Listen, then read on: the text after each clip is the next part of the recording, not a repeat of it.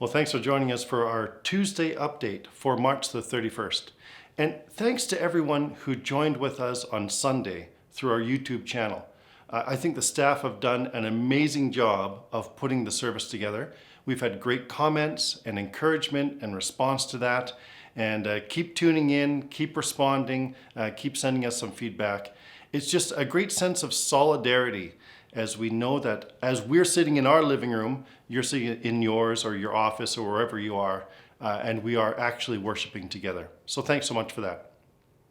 One of the questions that have come to me this last week from members of Bonavista Baptist Church is how do we continue to support the church financially now that we're not passing around an offering plate?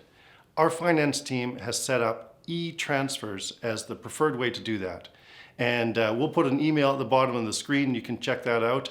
But if you have any questions, go to our website, bonavistabaptist.ca, and you'll find all the answers you need there, or give me a call, and that'd be great.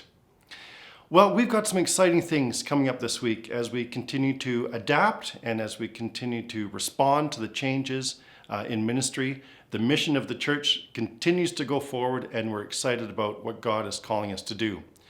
A couple of our home groups have been meeting through Zoom or social media, and if you have a home group or you're a home group leader and you want to know how to set that up, you can call me or call Samuel, or one of us will help you work through that together. If you really want to see your home group peeps get together and have a bit of a study. Speaking of Zoom and studies, on April the 8th, we are going to start a simple Bible study and prayer gathering. Again, using Zoom, and if you're not familiar with that, it's just a video conferencing application that you can find online. And we will give you instructions on how to set that up and how to participate. We can have up to 100 participants if we want to, and people can even participate by phoning in and listening to the conversation. So that'll be a regular Wednesday evening Bible study and prayer time at 7 p.m. Watch for the details in this week's email, and we'll spread the word. Also, youth and families. Eric has done a phenomenal job. Every morning he gathers youth together for a Bible study time. On Fridays, a larger event through Zoom. And next week, he is going to invite you, he maybe already has, invite you to do a text messenger scavenger hunt. So if you want to know more about that, then tune in. Lots of other developments. Stay checking into our website. Check your email or sign up for that, and we'll keep in touch.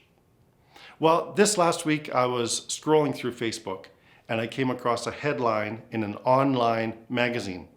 And the headline said this: Christianity offers no answers about the coronavirus. And I was angry. I thought, yes, we have answers. Yes, we have what people need to hear.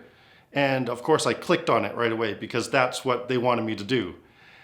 What I realized when I clicked on it is I hadn't read the whole title.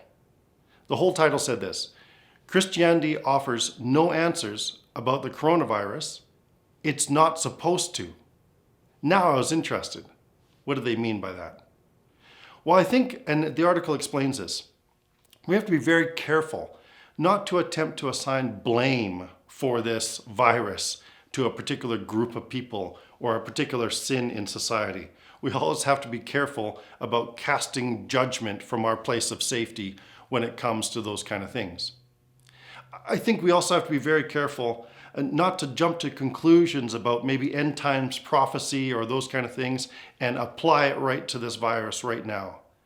In fact, if we are students of history, which we should be to some regard, we know that there has been world wars, there's been famines, and yes, even plagues and viruses in the past that we've had to deal with. There's a phrase that this is unprecedented times, and in some ways I get that, and I've used that phrase as well. But in some ways, we've seen this before. As a human community and in different parts of the world, we have had to face these kind of crises. So what does the church do in this time? Do we have an answer? Do we have an explanation? Well, maybe we don't need an answer or a reason or an explanation. But what we are called to give is a response. The core of that response needs to be love. And love is the active participation in caring for our neighbor. And right now, we're actually called to care for our neighbor by staying home. And so that's an important way that we express love in this time. But there's another response, and that's what this article was all about, and that's why it caught my attention. The other response to a time of crisis is lament. Lament is an expression of deep sorrow to God. Lament is praying our grief to God. If you look at the Psalms, you discover that about 60% of the Psalms have to do with celebration. That's why we love the Psalms. They make us happy, they're joyful, they recount the great acts and deeds of God. But about 40% of the Psalms have to do with lament. In fact, there's an entire book in the Old Testament called Lamentations, and it deals with the lament. And if you want to learn more about that, we have a great sermon series on our website that you can check out on Lamentations and learn what it means to lament. A number of people have commented to me this past week or 2 weeks that they just feel the sense of sadness as they watch the news, as they hear about family members. I myself know a number of people now that have been hospitalized because of this virus.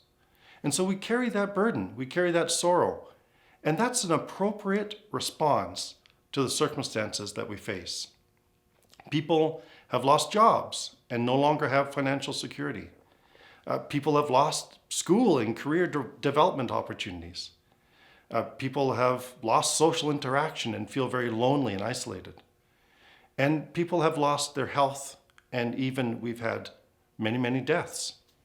And so there is a sorrow, and it's appropriate for us as a church to take that sorrow and to turn it into prayer. And that prayer is called lament. And so we continue to love our neighbor. That's a response we need. And we continue to offer up the prayers of lament to God. And that's a response we need as well. So let's continue to support one another. Let's continue to stay connected. Let's continue to pray. Let's continue to worship. Let's continue to develop a passion for Christ and a heart for people and a life of service, even during the challenge that we face. So thanks for checking in for the Tuesday update. We'll meet together again on Friday for our Friday spiritual checkup. Thanks so much.